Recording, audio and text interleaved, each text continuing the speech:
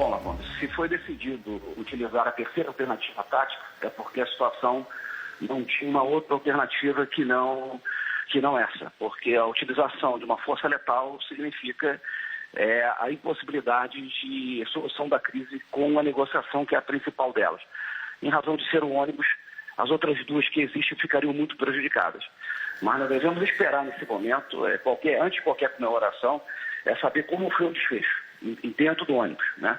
A quantidade de feridos que possam ter ocorrido, se o tomador de refém ele iniciou um processo de agressão contra os reféns ou própria eliminação dos reféns, e vai ter que ser esclarecido isso mais adiante, até por conta de uma situação como essa, precisa-se uma certa calma e tranquilidade durante e depois daquilo que for decidido.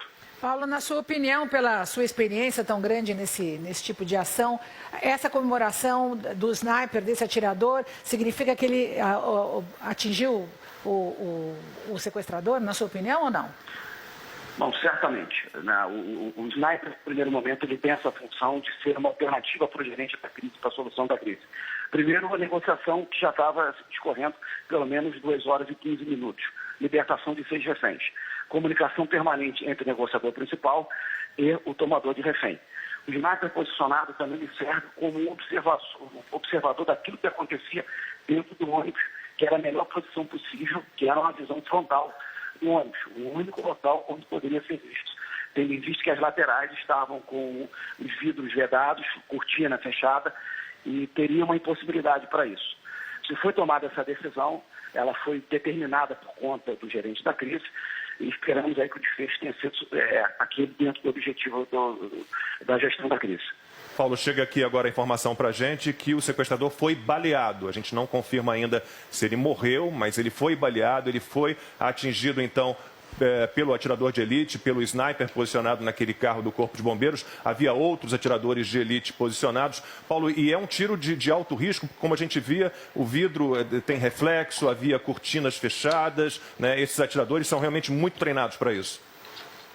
O Batalhão de Operações Especiais hoje da Polícia Militar dos Estados Unidos são os melhores snipers do mundo. Vem treinando há bastante tempo. Foi uma doutrina desenvolvida a partir dos anos 90. Foi intensificado por conta de situações que aconteceram no Rio de Janeiro, onde houve uma intervenção por parte de autoridade, intervindo no processo técnico, mas o Batalhão de Operações Especiais hoje vem demonstrando, ao longo das ocorrências, a sua capacidade para a solução da crise.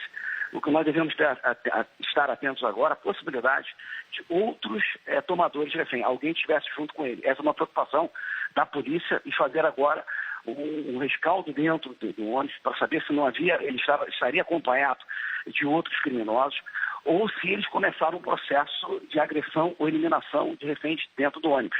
Então, por isso que a minha preocupação e um certo receio de qualquer comentário nesse momento, até que todos eles sejam tirados de dentro do ônibus, saber se não houve mais algum ferido.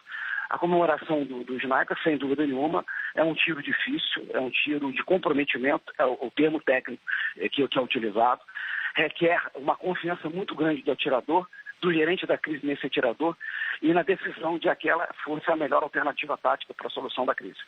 Storani, você contava para a gente, então, primeiro tenta-se a negociação, que esse tiro do sniper é uma etapa, é a terceira etapa. Qual seria a segunda? Qual é o passo a passo num caso como esse? Na verdade, é um protocolo que está disponível ao gerente da crise, que ele deve utilizar. A negociação ela é fundamental, ela sempre irá ocorrer. Existem outras 3 alternativas. A segunda é, em determinadas circunstâncias, a utilização de agentes químicos e artefatos explosivos para atordoar o tomador de refém. Mas isso causa, muitas das vezes, consequências para o refém. Mas ela é uma alternativa. A terceira é o atirador de precisão. A quarta é o time tático que já estava posicionado no local, sendo que a segunda e a quarta, a segunda e a terceira, ela necessariamente será usada como a quarta, que é a equipe de intervenção. Por isso, no momento que houve o disparo, imediatamente a equipe de intervenção se aproximou para entrar dentro do ônibus. Então, é assim que é usado esses 4 protocolos. É isso, estamos acompanhando aí imagens ao vivo. Agora há pouco a gente viu, então, um sniper disparando tiros. A gente tem a informação de que o sequestrador foi baleado e, por enquanto, não temos outras informações. Conversamos aqui com Paulo Storani, que foi do BOP, o Batalhão de Operações Especiais da Polícia Militar do Rio de Janeiro. A gente tem aí a Polícia Rodoviária Federal também, porque a ponte Rio-Niterói faz parte da BR-101, é uma rodovia federal.